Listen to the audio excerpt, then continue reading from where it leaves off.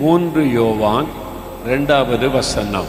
பிரியமானவனே, உன் ஆத்துமா வாழ்கிறது போல நீ எல்லாவற்றிலும் வாழ்ந்து சுகமாயிருக்கும்படி வேண்டுகிறேன். பிரியமானவனே, உன் ஆத்துமா வாழ்கிறது போல நீ எல்லாவற்றிலும் வாழ்ந்து சுகமாயிருக்கும்படி வேண்டுகிறேன். பிரியமானவனே, பிரியமானவளே, நீ எல்லாவற்றிலும் வாழ்ந்து சுகமாயிருக்க வேண்டும். அதான் ஆண்டவர் கொடுக்கிற ஆசீர்வாதம். உங்களை பார்த்து ஆண்டவர் சொல்லுகிறார், நீங்கள் எனக்கு பிரியமானவர்கள். என் மகனே, நீ எனக்கு பிரியமானவன். என் மகளே, நீ எனக்கு பிரியமானவள் அப்படின்னு ஆண்டவர் உங்களை பார்த்து சொல்லுகிறார். உலகம் உங்களை வேறு மாதிரி சொல்லலாம். இவன் ஒரு சபிக்கப்பட்டவன், இவள் ஒரு சபிக்கப்பட்டவள், இவள் ராசி இல்லாதவள், அதனால் இவளுக்கு ஒரு காரியமும் வாய்க்காது. உங்கள் வீட்டார் கூட சொல்லலாம், எங்கள் அம்மாவே சொல்கிறாங்க, எங்கள் அப்பாவே என்னை இப்படி திட்டுறாங்க அப்படின்னு நீங்கள் நினைக்கலாம். உனக்கு ஒரு ராசியும் கிடையாது, உனக்கு அதிர்ஷ்டமே கிடையாது, உனக்கு நல்லதே நடக்காது மற்றவர்கள் சொல்லலாம். ஆனால் வானத்தையும் பூமியை உண்டாக்கின ஆண்டவர் சொல்லுகிறார், நீ எனக்கு பிரியமானவன், நீ எனக்கு பிரியமானவள். அவர் உங்களை அழைக்கும் போதே பிரியமானவனே, பிரியமானவளே என்று ஆண்டவர் அழைக்கிறார். அந்த வசனத்தில் 3 விதமான ஆசீர்வாதங்கள் சொல்லப்படுகிறது. அதைத்தான் நம்ம தியானித்து செபிக்க போகிறோம். அந்த வசனத்தை மறுபடியும் பாருங்க. 3 யோவான் 2வது வசனம். பிரியமானவனே, உன் ஆத்துமா வாழ்கிறது போல நீ எல்லாவற்றிலும் வாழ்ந்து சுகமாயிருக்கும்படி வேண்டுகிறேன். நீ சுகமா இருக்கணும். 2வது ஆண்டவருடைய விருப்பம் என்ன? நீ வாழ்ந்திருக்கணும், நீ வாழ்ந்திருக்கணும், நல்லா இருக்கணும். பிள்ளைய வாழ்த்துங்க, கல்யாணம் ஆனோன்னு சொல்லுவாங்கள்ல, வாழ்த்துங்க, 16 பெற்று பெருவாழ்வு வாழ்வாயாக வாழ்த்துவாங்க. 16 குழந்தை பெருமடிக்கு அல்ல, 16 செல்வங்களும், அதாவது குறைவில்லாத செல்வம், 16 வகையான செல்வமும் பெற்று நீ குறைவில்லாமல் மகிழ்ச்சியாக வாழணும் அப்படின்னு வாழ்த்துங்க அப்படின்னு தமிழில் சொல்லுவாங்க. ஆண்டவர் நம்மகிட்ட எப்படி விரும்புகிறாரு? நீ வாழ்ந்திருக்கணும். என் மகனே, என் மகளே, நீ வறுமையில், பண கஷ்டத்தில், கடன் பிரச்சனையில் தினந்தோறும் அப்படியே ஏண்டா வாழ்கிறோம் அப்படின்ற மாதிரி நீ வாழக்கூடாது. நீ மகிழ்ச்சியாக வாழணும், நீ சந்தோஷமாக வாழணும். நீ என்னுடைய மகன், என்னுடைய மகள், ராஜாவினுடைய குமாரத்தி, ராஜாவுடைய குமாரன், வானத்தை பூமி உண்டாக்கின தேவனுடைய பிள்ளைகள். நீ எப்படி வாழ்ந்திருக்கணும்? ஆண்டவர் சொல்றார், நீ வாழ்ந்திருக்கணும். நீ தாழ்ந்து போகக்கூடாது, நீ வறுமையில் இருக்கக்கூடாது, நீ பண கஷ்டத்தில் இருக்கக்கூடாது, நீ கடன் பிரச்சனை நீ தினந்தோறும் வேதனையில் வாழக்கூடாது. நீ வாழ்ந்திருக்கணும். ஆண்டவர் சொல்றார் இந்த வசனத்துல, நீ வாழ்ந்திருக்கணும். அதான் என்னுடைய விருப்பம். அப்ப கடன் பிரச்சனை வருதே, ஒரே கடன் பிரச்சனை, வறுமை, வீட்டில் பண கஷ்டம், பிள்ளைகளை படிக்க வைக்க முடியல, ஸ்கூல் ஃபீஸ் கட்ட முடியல, ஒரு பிள்ளைக்கு திருமணம் வைக்கிறன்னா கஷ்டம், சாப்பாட்டுக்கே கஷ்டம். இது என்ன வாழ்க்கை? சிலருக்கு சரி ஆண்டவர் நம்மளை இப்படி வச்சிருக்கிறாரு, அவ்வளோதான் நம்முடைய வாழ்க்கை. வாழ்நாள் முழுவதும் கடன் கடன், வறுமை வறுமை, பக்கத்து வீட்டில் கடன் வாங்கி எப்படியோ வாழ்க்கையை நடத்துகிறோம். பிள்ளைக்கு கல்யாணம்னாலும் யார்கிட்டையாவது கடன் வாங்கி கட்டி கொடுத்துடலாம், இப்படியே வாழ்க்கை. இதுக்கு தான் ஆண்டவர் நம்மளை உண்டாக்குனாரா? ஆதாம் ஏவாளை உண்டாக்கி ஆண்டவர் என்ன சொன்னார்? ஆதாம் ஏவாள் 2 பேரையும் உண்டாக்கி ஒரு தோட்டம், ஏதேன் தோட்டத்தில் எந்த குறையும் கிடையாது, எல்லா விதமான ஆசீர்வாதத்தையும் சம்பூரணமாக வச்சு, என் பிள்ளைகளே உங்களுக்கு ஒரு குறையும் இல்லை, ஆனால் நீங்கள் சோம்பேறியாக இருக்கக்கூடாது, ஒழுங்காக வேலை செய்யணும், தோட்டத்தை பராமரிக்கணும், பாதுகாக்கணும், இந்த வேலையை நீங்கள் செய்து நீங்கள் சந்தோஷமாக இருக்கணும், உங்களுக்கு ஒரு குறையுங்க கிடையாது, நல்லா சாப்பிடுங்க, நல்லா திருப்தியாக இருங்க, சந்தோஷமாக இருங்க, அதுக்கு தான் உங்களை நான் அந்த உலகத்தில் சிருஷ்டித்தேன்னு ஆண்டவர் சொன்னார். ஆனால் இவங்க பாவம் செய்து சாத்தானுடைய வார்த்தைக்கு கீழ்ப்படிந்து தேவனுடைய வார்த்தைக்கு கீழ்ப்படியாமல் போய் தங்களுக்கு சாபத்தை அவங்களே தேடிக்கிட்டாங்க. அதுக்கு பிறகுதான் வருத்தம், நிலத்தில் வேர்வை சிந்தி உழைக்கிற கஷ்டம், அதெல்லாம் அதுக்கப்புறம் தான் வந்தது. அப்போ ஆண்டவருடைய விருப்பம் என்ன? நீ வாழ்ந்திருக்கணும், கஷ்டமில்லாத நிம்மதியாக நீ வாழ்ந்திருக்கணும். உனக்கு பண கஷ்டமோ கடன் பிரச்சனையோ அதெல்லாம் இருக்கக்கூடாது. நீ சம்பரமமாக வாழ்ந்திருக்கணும். அது ஆண்டவருடைய விருப்பம். அப்படிதான் ஆண்டவர் ஆசீர்வதிக்க விரும்புகிறார். குறைவில்லாமல் உங்களை ஆசீர்வதித்த நடத்த ஆண்டவர் விரும்புகிறார். அப்போ அதான் ஆண்டவருடைய விருப்பம். இன்றைக்கு ஆனால் ஒரே கடன் பிரச்சனையாலாம் இருக்குது, வீட்டில் வறுமையாலாம் இருக்குது, ஒரு பணமே நிற்க மாட்டேங்குது, சம்பளமெல்லாம் கடனுக்கே போயிடுது, இது என்னங்க வாழ்க்கை அப்படின்னு சோர்ந்து போயிட்டீங்களா? இன்றைக்கு ஆண்டவர் அதை மாற்ற போகிறார். நீங்கள் வாழ்ந்திருக்கும்படி ஆசீர்வதிக்க போகிறார். நீங்க வாழ்ந்திருக்கணும். நான் உங்களை மேன்மையாய் வைக்க விரும்புகிறேன். ஆண்டவர் சொல்றார், நான் உங்களை மேன்மையாய் வைக்க விரும்புகிறேன். நீங்க வாளா இருக்கக்கூடாது, தலையா இருக்கணும். நீங்க கீழா இருக்கக்கூடாது, மேலா இருக்கணும். உங்களை உயர்ந்த ஸ்தானத்தில் வைக்க விரும்புகிறேன். அது ஆண்டவருடைய விருப்பம். அந்த ஆசீர்வாதத்தை தேவன் இன்றைக்கு உங்களுக்கு கொடுக்க போகிறார். இன்றைக்கு வறுமை ஒழிய போகிறது. வறுமை என்கிற சாபத்திலிருந்து ஒரு விடுதலை, கடன் பிரச்சனை என்கிற சாபத்திலிருந்து ஒரு விடுதலை. நீங்க நல்லா வாழ்ந்திருக்கணும். அதான் கர்த்தருடைய விருப்பம். ஆண்டவர் ஆசீர்வதித்த மனிதர்களை குறித்து வேதத்தில் நம்ம பார்க்கிறோம். ஆபிரகாம் எடுத்துக்கொள்ளுங்க. ஆதியாகமம் 24ஆம் அதிகாரம் 1ஆம் வசனம் வாசித்து கேளுங்க. ஆபிரகாம் வயது சென்று முதிர்ந்தவனானான். கர்த்தர் ஆபிரகாமை சகல காரியங்களிலும் ஆசீர்வதித்து வந்தார். ஆபிரகாமை கர்த்தர் எப்படி ஆசீர்வதித்தாராம்? சகல காரியத்தில் ஆசீர்வாதம். வீட்டுக்குள்ள ஆசீர்வாதம், மிருக ஜீவன்களின் பலன்ல ஆசீர்வாதம். அவன் என்ன செய்தால் ஆசீர்வாதம். அவன் எப்படி ஆசீர்வதிக்கப்பட்டிருந்தான் என்று 35ஆம் வசனத்துல ஆபிரகாமுடைய வேலைக்காரர் சொல்றான் பாருங்க.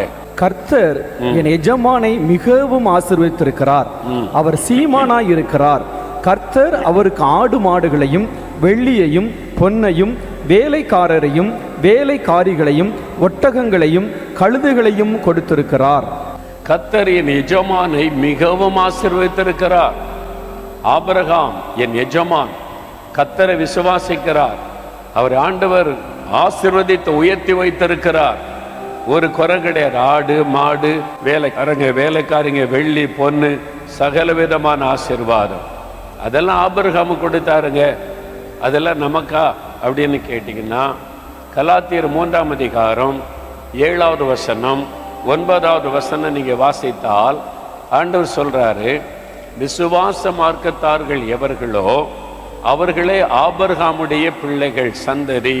அவர்கள் ஆபிரகாமுடனே ஆசீர்வதிக்கப்படுவார்கள். அப்படின்னா யார் யார் இயேசுவை விசுவாசித்து இயேசுவின் பிள்ளைகளாக மாறுவாங்களோ ஆபிரகாமை போல கர்த்தர் ஆசீர்வதிப்பார் என்று புதிய ஏற்பாட்டிலே வாக்கு கொடுக்கப்பட்டிருக்கிறார். ஆபிரகாமை போல நீங்க ஆசீர்வதிக்கப்பட போறீங்க.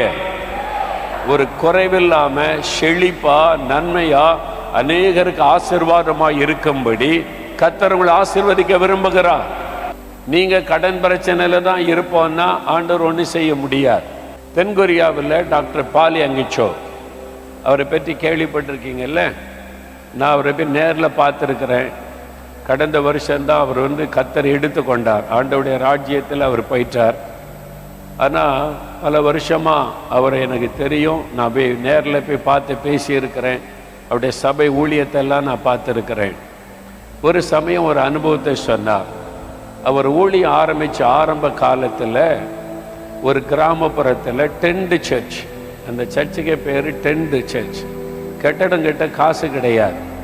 பழைய டின் ஷீட்லாம் இருக்குல்ல, பழைய தகரம், அதெல்லாம் வச்சு கூரை போட்டு ஒரு சர்ச்சு கட்டியிருந்தார். கிழிஞ்ச பாய் விரிச்சிருந்தார். தென்கொரியா ரொம்ப குளிரான தேசம், ரொம்ப சில் வெதர் இருக்கும். சின்ன சர்ச்சு, அப்போ அதிகமாக கூட்டமாக வரமாட்டாங்க. மொத்தமே 3 பேர் தான் சர்ச்சில் ஆராதனைக்கு வர்றவங்க 3 பேர் தான். அந்த மாதிரி ஒரு சர்ச்சு அவருக்கு. காணிக்க வராது. அதனால் வாலிப வயசு பசி பட்டினி அதில் தான். அவர் சொன்னார், வாரத்தில் 6 நாள் ஃபாஸ்டிங். வாரத்தில் 6 நாள் என்னதான் ஃபாஸ்டிங், உபவாசம். அவர் சிரிச்சுக்கிட்டே சொன்னார், ஏன் ஃபாஸ்டிங் தெரியுமா? சாப்பிட்றதுக்கு காசு கிடையாது, அதனால் கம்பல்சரி ஃபாஸ்டிங். ஒரு நேரம் சாப்பாடு கிடைச்சா பெரிய விஷயம். அது மாதிரி கஷ்டப்பட்டு ஊழியம் செய்துக்கிட்டு இருந்தார். தென்கொரியா ரொம்ப குளிராக இருக்கும். குளிர் காலத்தில் குளிர் வாட்டி வதைச்சிரும். அதனால் ஷூ டை இதெல்லாம் கட்டாமல் வெளியே போக முடியாது. குளிருக்காக அவங்க டை கட்டுறது, ஸ்டைலு கிடையாது. அது மாதிரி ஷூ இல்லாமல் போக முடியாது, குளிர். ஆனால் இவருக்கு ஷூ வாங்க கூட காசு கிடையாது. குளிரில் ரொம்ப கஷ்டப்படுவார். ஆனால் ஊழியம் உற்சாகமாக செய்வார். என்ன மரண படுக்கையிலிருந்து இயேசு அவருக்கு சுகம் கொடுத்திருந்தார். அவர் புத்த மதத்தை சார்ந்தவர். இயேசு அவருக்கு அற்புத சுகம் கொடுத்ததுனால இயேசு மேலே ரொம்ப அன்பு அவருக்கு. அதனால் ஊழியன்னா இப்படி தான், கஷ்டம், வறுமை, பசி, பட்டினி, கஷ்டம், இப்படி தான் ஊழியம் செய்யணும் அப்படின்னு அவர் மனசில் அப்படி தான் எண்ணம். அதனால் அப்படியே வாழ்ந்து கொண்டு இருந்தார். அண்ணா கொஞ்சம் ட்ராக்ஸ்லாம் எடுத்துக்கிட்டு வீடு வீடாக போய் இயேசுவை பற்றி சொல்லுவார். அவங்கெல்லாம் புத்த மதத்தை சார்ந்தவங்க, இயேசுவை ஏற்றுக்கொள்ளுங்கன்னு வீடு வீடாக போவார். யாரும் கேட்க மாட்டேங்கிறாங்க, இவர் என்ன சொன்னாலும் கேட்க மாட்டேங்கிறாங்க. ஒரு நாள் ஒரு வீட்டுக்கு போனார்.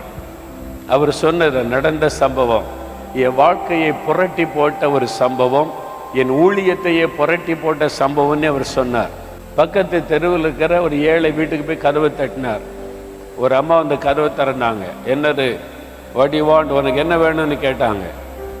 அவர் கைப்பறதை நீட்டி, இயேசு உங்களை நேசிக்கிறாரு, நான் இயேசுன்ற கடவுளை பற்றி உங்களுக்கு சொல்ல வந்திருக்கிறேன் அப்படின்னு சொன்ன உடனே வாசலில் நிற்க வச்சு, இயேசுவா, புதுசாக இருக்க? நாம இயேசு நமக்காக உலகத்தில் வந்த கடவுள், அவர் நமக்காக மரித்து உயிர்த்தெழுந்தார், அவரை சொல்ல வந்திருக்கிறேன்ன உடனே அந்த அம்மா கேட்டாங்க, என் கணவர் குடிகாரனாந்து குடிச்சு சம்பளத்தில் ஒரு பைசா வீட்டுக்கு கொண்டு வர்றதில்லை, அதனால் நாங்கள் தரித்திரத்தில் இருக்கிறோம், வறுமை, சாப்பிட்றதுக்கு அடுத்த நேரம் சாப்பிட வீட்டில் அரிசி இல்லை, ரொம்ப கஷ்டம், எனக்கு ஒரு வேலை கிடைச்சாலாவது என் பிள்ளைகளை நான் காப்பாற்றுவேன், எனக்கும் வேலை இல்லை, என் பிள்ளைகளை ஸ்கூலுக்கு அனுப்ப முடியல, காசு இல்லை, சாப்பாடே கொடுக்க முடியல, என் பிள்ளைகள் பாரு அப்படியே பசியில் வாடி வதங்கி இருக்கிறாங்க, நீ சொல்கிற இயேசு கிறிஸ்து என் கணவரை மாற்றுவாரா, எனக்கு ஒரு வேலை தருவாரா, என் பிள்ளைகளை படிக்க வைப்பாரா, என் பிள்ளைகளுக்கு சாப்பாடு கொடுப்பாரா அப்படின்னு கேட்டாங்க. இவர் பார்த்தாரு, நமக்கே சாப்பாட்டுக்கு வழி இல்லாமல் கஷ்டப்பட்டுக்கிட்டு இருக்கிறோம், இந்த அம்மா இயேசு என்னடான்னா சாப்பாடு தருவாரா, படிக்க வைப்பாரான்னு கேட்குறாங்களே, என்ன சொல்கிறது? உடனே இவர் சுதாரித்துக்கிட்டு சொன்னார், அதெல்லாம் இந்த உலகத்துக்குரியது, இயேசு நமக்கு பரலோகத்தில் பெரிய வீடு கட்டி வச்சிருக்கிறாரு, தங்கத்தில் ரோடு போட்டு வச்சிருக்கிறாரு, அங்கே அப்படியே தங்கம் ஜொலிக்கும் பரலோகத்தில், அங்கே போனால் தங்கத்தில் கிரீடெல்லாம் ஆண்டவர் நமக்கு தருவார், பரலோகத்தில் பெரிய வீடு கட்டி வச்சிருக்கிறாரு, இந்த உலகெல்லாம் நிரந்தரம் கிடையாது, இங்கே இருக்கும்போது கஷ்டம்தான், ஆனால் பரலோக இயேசு தருவார், அங்கே போயிட்டா இதெல்லாம் போயிடும் பார்த்தீங்களா, சந்தோஷமாக இருக்கலாம் அப்படின்னு பரலோகத்தை பற்றி சொல்ல ஆரம்பித்தாரா. அந்த அம்மா சொன்னாங்க, பரலோகத்தில் எனக்கு அரண்மனை கட்டி வச்சிருக்காரா, தங்கத்தில் ரோடு போட்டிருக்காரா, அந்த தங்கத்தில் கொஞ்சம் எடுத்து இப்போ தரலாம்ல, பிள்ளைக்கு சாப்பாடு கொடுக்க வழி இல்லை, பிள்ளைகளை படிக்க வைக்க வழி இல்லை, என் பிள்ளைகளுக்கு ஒரு ஜாமான் வாங்கி கொடுக்க வழி இல்லை, உன் கடவுள் எனக்கு சாப்பாடு தர மாட்டார், ட்ரெஸ்ஸு தர மாட்டார், பிள்ளைகளை படிக்க வைக்க மாட்டார், பரலோகத்தில் எனக்கு பங்களா இருந்து என்ன பிரயோஜனம், ஓடியே போயிரு, இந்த கடவுளை பற்றி சொல்ல வந்து அவ்வளோதான் நீ விரட்டி விட்டாங்க, வெளியே போடான்னு கதவை மூடிட்டாங்க. இவர் ரொம்ப சோர்ந்து போய் சர்ச்சுக்கு வந்தார். நானே சாப்பாடு இல்லை, ட்ரெஸ்ஸு சரியா இல்லைன்னு கஷ்டப்பட்டுக்கிட்டு இருக்கிறேன், அந்த அம்மா என்னடான்னா பிள்ளைகளை படிக்க வைப்பாரா, ஷூ தருவாரா, சாப்பாடு தருவாரான்னு கேட்குது.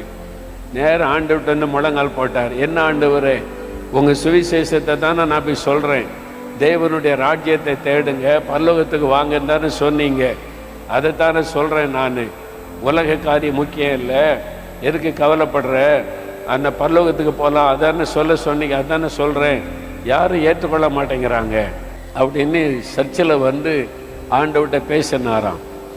அப்போ ஆண்டவர் இறங்கி வந்து பேசினார், மகனே, நீ என்னை குறித்து தவறான எண்ணம் வைத்திருக்கிறாய், நீயே என்னை புரிந்து கொள்ளலை, நீயே என்னை சரியா அறிந்து கொள்ளலை, நீ என்னை குறித்து தவறான எண்ணம் வைத்திருக்கிறாய், பரலோகத்திலே என் பிள்ளைகளுக்கு நான் வீடு ஆயத்தம் பண்ணி கொண்டிருப்பது உண்மை, பரலோகத்தில் எல்லாமே தங்கமயமாக வைத்து என் பிள்ளைகளுக்கு கிரீடம் கொடுத்து கனப்படுத்த போவது உண்மை. அதே சமயத்தில் இம்மையிலும் நான் அவர்களை ஆசீர்வதிக்கிற தேவன், இம்மையிலும் நான் அவருடைய குறைவுகளை நிறைவாக்குகிற தேவன், இம்மையிலும் என் பிள்ளைகளை ஆசீர்வாதமாய் வைக்கிற தேவன். நீ கஷ்டப்படு, வறுமையில இரு, பசிப்பட்டினில இரு, பரலோகத்துக்கு வந்து சேரு, அப்படி நான் சொல்லவில்லை. ஆகாயத்து பறவைகளை கவனித்து பாருங்கள், அவைகளை போஷிக்கிற தேவன் உங்களை போஷிக்காம இருப்பேனா? காட்டு புஷ்பத்தை கவனித்து பாருங்கள், அவைகளை உடுத்து வைக்கிற தேவன் உடுத்து வையாமல் இருப்பேனா? நான் உங்களை ஆசீர்வதிக்க மாட்டேனா? சாப்பாடு தர மாட்டேனா? உங்களை போஷிக்க உடுத்து வைக்க எனக்கு தெரியும். ஆபிரகாமை எல்லா விதத்தில் ஆசீர்வதித்தேன். இம்மையிலும் என் பிள்ளைகளுடைய தேவைகளை நான் சந்திப்பேன். என் பிள்ளைங்க வறுமையிலும் கஷ்டத்திலும் கடன் பிரச்சனையும் இருக்க நான் விரும்பவில்லை. இம்மையிலும் குறைவில்லாமல் அவங்க மகிழ்ச்சியோடு வாழும்படி செய்கிற தேவன் நான் அப்படின்னு சொன்ன உடனே இவருக்கு ஒரு ஐ ஓப்பனிங். அவர் சொன்னார், அப்பதான் என் ஆவிக்குரிய கண்கள் திறந்தது. ஓ, ஆண்டவர் அப்படியா வசனத்தை கொண்டு பேசினார். உடனே திரும்ப போனார், நேர அதே வீட்டில் போய் கதவை தட்டினார். அந்த அம்மா கதவை திறந்த உடனே, திரும்ப வந்துட்டியா அப்படின்னு கோபத்தோட கேட்டாங்களா? நற்செய்தி கொண்டு வந்திருக்கிறேன். என்ன நற்செய்தி? உனக்கு இயேசு வேலை தருவார். வேலை தருவாரா? எனக்கு வேலை கிடைக்குமா? உன் கணவரை இயேசு மாற்றுவார். என் கணவர் மாத்திடுவாரா? உன் பிள்ளைகளை இயேசு படிக்க வைப்பார். என் பிள்ளைகள் ஸ்கூலுக்கு போகுமா? படிப்பாங்களா? உன் பிள்ளைகளுக்கு ட்ரெஸ்ஸு தருவார், சாப்பாடு தருவார், எல்லாம் இயேசு தருவார். நீ சர்ச்சுக்கு வந்துரு. சரி அப்படின்னு சொல்லி ஒரு வாலிபன் இவ்வளோ உற்சாகமாக சொல்கிறான்னு சொல்லி அந்தம்மா ஞாயிற்றுக்கிழமை பிள்ளைகளெல்லாம் கூட்டிட்டு சர்ச்சுக்கு வந்தா அங்கே கிழிஞ்ச பாய், ஓட்ட உடசலோட ஒரு கூரை, அங்கே இருக்கிறதே 4 பேர்.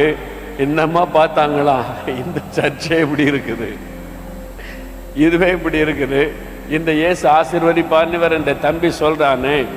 ஆனால் அந்த அம்மா நினைச்சதான், இந்த வாலிபன் எவ்வளவு உற்சாகமா விசுவாசத்தோட இயேசு ஆசீர்வதிப்பான்னு சொல்றானே, அதனால நம்ம இந்த சர்ச்சுக்கு வரலனால்னு தொடர்ந்து அந்த அம்மா வந்தாங்க, இயேசுவை ஏற்றுக்கொண்டாங்க.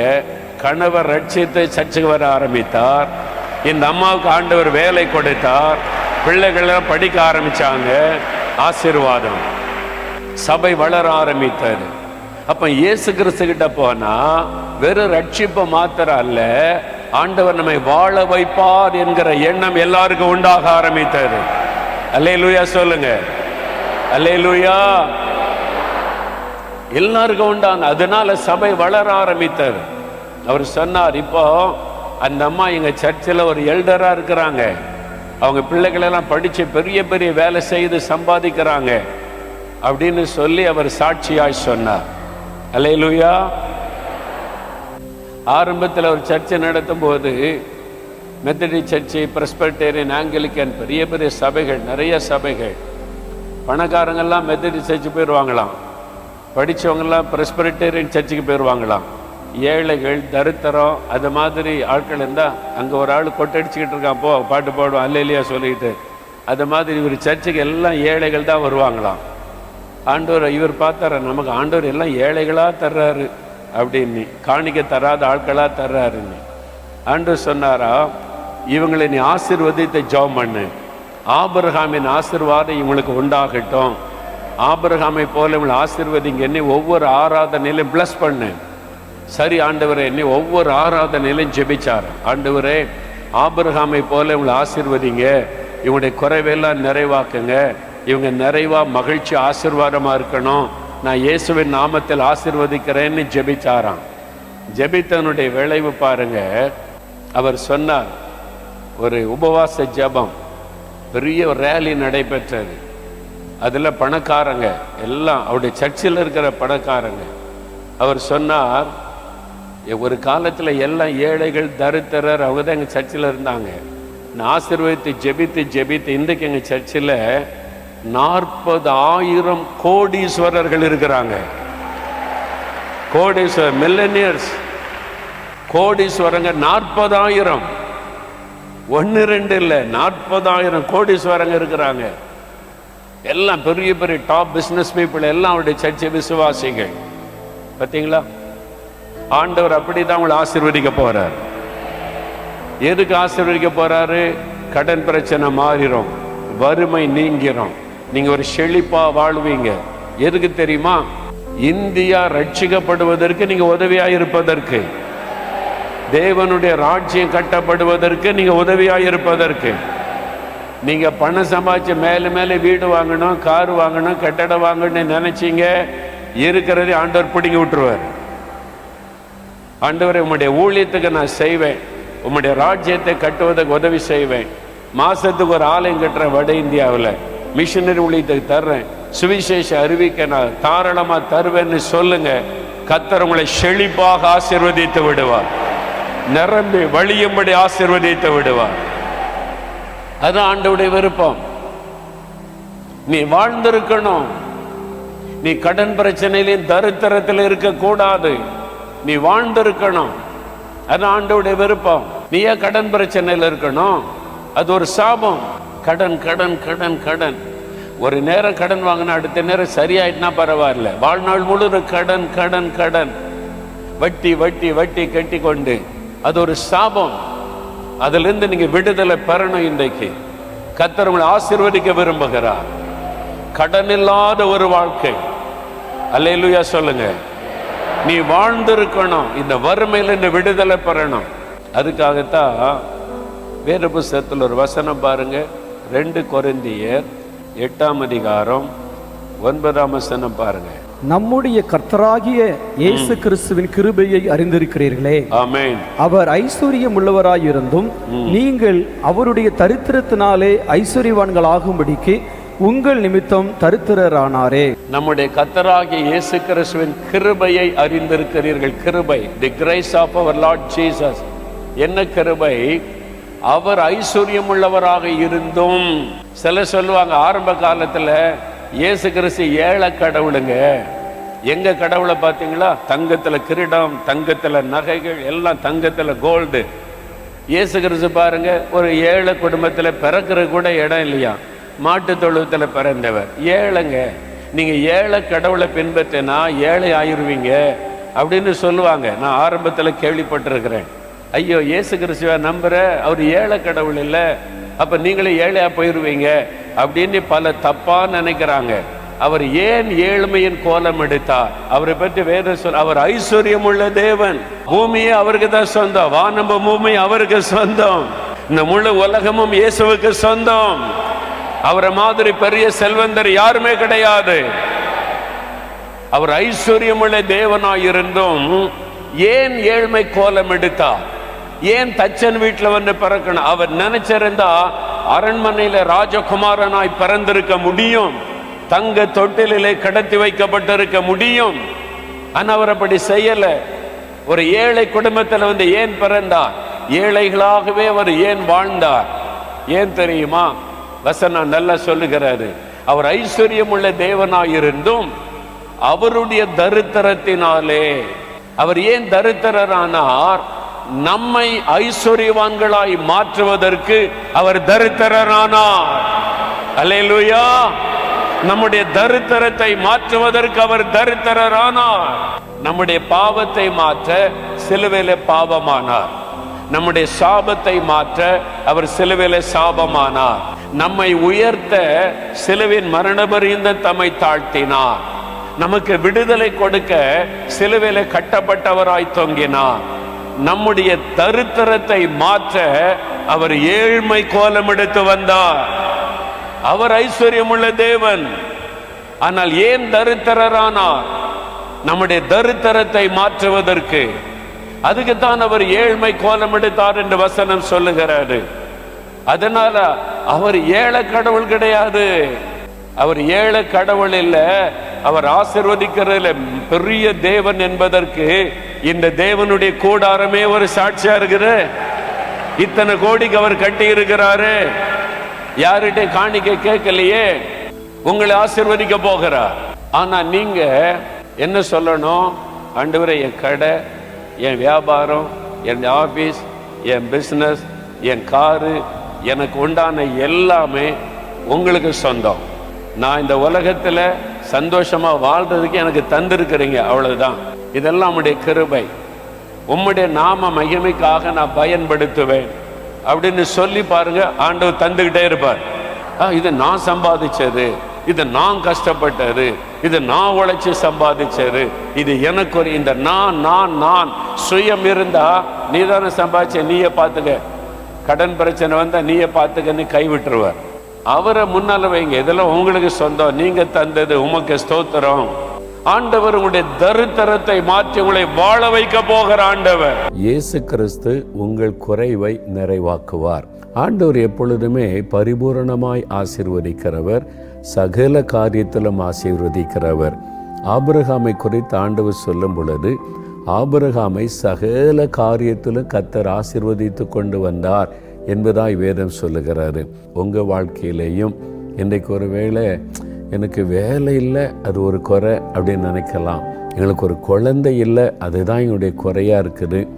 ஒரு கடன் பிரச்சனை ஒன்று இருக்குது, அதுதான் தீர மாட்டேங்குது, அது ஒரு குறையாக இருக்குது. எனக்கு வர வேண்டிய ப்ரமோஷன் என்ன வரலை, அந்த ஒரு குறை என்ன வேதனைப்படுத்திக்கிட்டே இருக்குது. எனக்கு இந்த ஒரு காரியம் தடையாகிட்டே இருக்குது. என் மகளுக்கு திருமணம் நடந்துட்டா எல்லாம் பெர்ஃபெக்ட் ஆகிடும், அந்த ஒரு காரியம், இப்படி ஏதோ ஒரு காரியம். இந்த வீடு கட்டி முடிச்சிட்டா போதும், ஒரு பெரிய சந்தோஷமாயிரும், அந்த ஒரு குறை இருக்குது. இப்படி ஏதோ ஒரு காரியத்தில் ஒரே ஒரு காரியம் அந்த குறைவுபட்டதுனால உங்களுடைய மனதில் உள்ளுக்குள்ளே ஒரு துக்கம் இருந்துக்கிட்டே இருக்குல்ல. இப்போ ஆண்டவர் சொல்கிறாரு, என் பிள்ளைகளே, உங்களுடைய குறைவை நான் நிறைவாக்குறேன். ஏன்னா நீங்கள் நிறைவான ஆசீர்வாதத்தோடு இருக்கணும்னு தானே நான் விரும்புகிறேன். அதனால் உங்களுடைய குறைவை நான் நிறைவாக்குவேன் என்று ஆண்டவர் வாக்கு கொடுக்கிறார். இப்போ நம்ம கேட்கலாமா? ஆண்டவர்கிட்ட எல்லாம் அப்படியே கண்களை மூடுங்க. விசுவாசத்தோட சிலுவையில் நமக்காக மரித்த இயேசுவை நினைத்து, எனக்காக இவ்வளவு பாடுபட்ட நீர் இன்றைக்கு இந்த ஆசீர்வாதத்தை எனக்கு தரணும் ஆண்டவரேன்னு சொல்லி கேட்கணும். சரியா? தகப்பனே, அருமையான இந்த பிள்ளைகளுக்கு நீர் கொடுத்த இந்த வாக்கு தத்தத்திற்காக ஸ்தோத்திரம் அப்பா. உங்களுடைய குறைவை எல்லாம் நான் நிறைவாக்குவேன்னு வாக்கு கொடுத்துருக்கிறீங்க. இந்த பிள்ளைகள் ஜெபிக்கிறாங்கப்பா, எங்கள் குடும்பத்தில் குறைவு காணப்படுது ஆண்டவரே, சமாதானம் இல்லை, ஒரு மனம் இல்லை, ஒரு அன்பு இல்லை, ஐக்கியம் இல்லை, ஒரு செல்வ செழிப்பு இல்லை, வறுமை, தடைகள், காரியம் வாய்க்கலை, குழந்தை இல்லை, நல்ல சரீர சுகம் இல்லை, நாங்கள் வியாதிப்பட்டு ஆரோக்கியத்தில் குறைவுபட்டு நிற்கிறோம் ஆண்டவரே. ஆண்டவரே, எங்கள் குடும்பத்தை நிறைவாக நீங்கள் ஆசீர்வதிக்கணுமே. எங்கள் வீட்டில் ஒரு சமாதானம், சந்தோஷம், மகிழ்ச்சி நிறைவாக இருக்கணுமே. அன்பு, ஐக்கியம், ஒரு ஒற்றுமை எல்லாம் நிறைவாயிருக்கணுமே. அந்த வாக்கு கொடுத்தபடி நிறைவை தாங்க என்று சொல்லி யார் யார் ஜெபிக்கிறாங்களோ அவங்களுக்கு எல்லாம் அற்புதம் செய்யுங்க. இவங்களுக்காகத்தானே சிலுவையில் ரத்த சிந்தை மறித்தீங்க, அதை நினைத்தருளுங்க. இன்றைக்கு எல்லா குறைவுகளும் இயேசுவின் நாமத்தில் நிறைவாக்கப்படட்டும். குறைவுகள் மாறட்டும். அற்புதமான சுகம் உண்டாகி வியாதிகள் மறைந்து நல்ல ஆரோக்கியம் உண்டாகட்டும். ஒருமனமற்ற தன்மைகள், சண்டைகள், பிரிவினைகள், குழப்பங்கள் எல்லாம் இயேசுவின் நாமத்தில் நீங்கி ஒரு சமாதானம், அன்பு, சந்தோஷம் வீட்டுக்குள்ளே பூரணமாய் உண்டாகட்டும். குழந்தை இல்லை என்கிற குறைவுகள் மாறும்படி கற்பத்தின் ஆசீர்வாதம் உண்டாகட்டும். பண பற்றாக்குறை, குறைவு இருக்கிறதே என்கிற வேதனை நீங்கி செழிப்பும் நன்மையும் உண்டாகட்டும். வருமானத்திற்கு வழிகள் திறக்கப்படட்டும். வேலையிலே உயர்வு உண்டாகட்டும். பிசினஸிலே ஆசீர்வாதம் உண்டாகட்டும். நீர் அப்படி ஆசீர்வதித்ததற்காக ஸ்தோத்திரம், ஸ்தோத்திரம், ஸ்தோத்திரம் அப்பா. தகப்பனே, நீர் வாக்கு கொடுத்தபடி இந்த பிள்ளைகளுடைய வாழ்க்கையில் இருக்கிற எல்லா குறைவுகளையும் நீர் மாற்றி நிறைவான ஆசீர்வாதத்தை அருளிவிட்டதற்காக உமக்கு ஸ்தோத்திரம், ஸ்தோத்திரம். இயேசு கிறிஸ்துவின் நாமத்தில் ஜெபிக்கிறோம் பிதாவே, ஆமென்.